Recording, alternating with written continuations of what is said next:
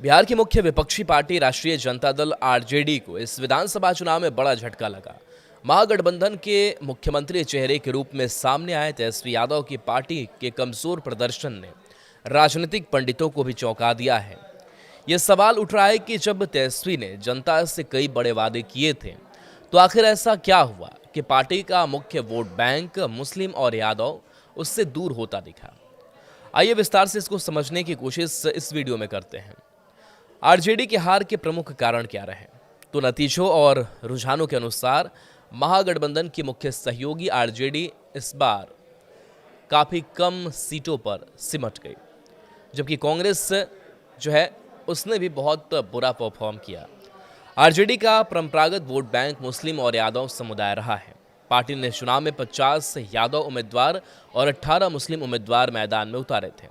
इसके बावजूद परिणाम बेहद निराशाजनक रहा और एक बड़ा आंकड़ा यह भी है कि इस बार काफ़ी संख्या में मुस्लिम मतदाताओं ने आरजेडी के बजाय ओवैसी की पार्टी एआईएमआईएम को समर्थन दिया। कई मुस्लिम बहुल इलाकों में एआईएमआईएम ने आरजेडी के वोट को सीधे प्रभावित किया, जिससे महागठबंधन को नुकसान उठाना पड़ा। दूसरा महत्वपूर्ण कारण यह रहा कि मुस्लिम मतदाताओं का झुकाव कई सीटों पर जेडीयू की ओर भी गया। इस सच्चाई सामने इस बार के चुनाव परिणामों में सामने आई। जहां जेडीयू और आरजेडी के मुस्लिम उम्मीदवार आमने सामने थे, वहां जेडीयू को स्पष्ट बढ़त मिलती दिखाई दी। यह रुझान आरजेडी के पारंपरिक समीकरणों के लिए बड़ा झटका साबित हुआ। आरजेडी को यादव वोटों की नाराजगी का भी सामना करना पड़ा। जिन सीटों पर यादव मतदाता निर्णायक भूमिका निभाते थे, वहां इस बार वोटों का बिखराव देखा गया। इसके साथ ही जनसुराज पार्टी का पहली बार मैदान में उतरना भी महागठबंधन के लिए सिरदर्द बना, क्योंकि उसने कई जगहों पर विपक्षी वोट काटे। इसके अलावा राज्य और केंद्र की सत्ताधारी सरकार ने अपनी योजनाओं के माध्यम से जातीय राजनीति की परंपरागत धारणाओं को काफ़ी हद तक प्रभावित किया।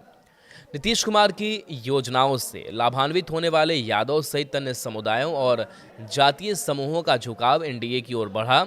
इसका सीधा असर आरजेडी और महागठबंधन के वोट शेयर पर पड़ा। तेजस्वी के नेतृत्व में आरजेडी 3 चुनाव लड़ चुकी है, 2015, 2020 और 2025। साल 2015 में आरजेडी और नीतीश कुमार साथ थे और इस गठबंधन को जीत मिली थी। आरजेडी 80 सीटों के साथ सबसे बड़ी पार्टी बनकर उभरी थी। 2020 में आरजेडी ने कांग्रेस के साथ मिलकर चुनाव लड़ा और नीतीश कुमार बीजेपी के साथ आ गए थे।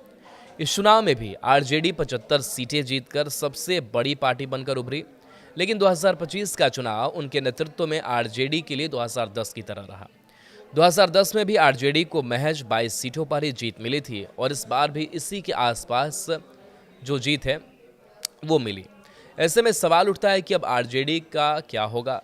क्या तेजस्वी यादव वो मुकाम हासिल कर पाएंगे जो लालू यादव को 90 के दशक में मिला था?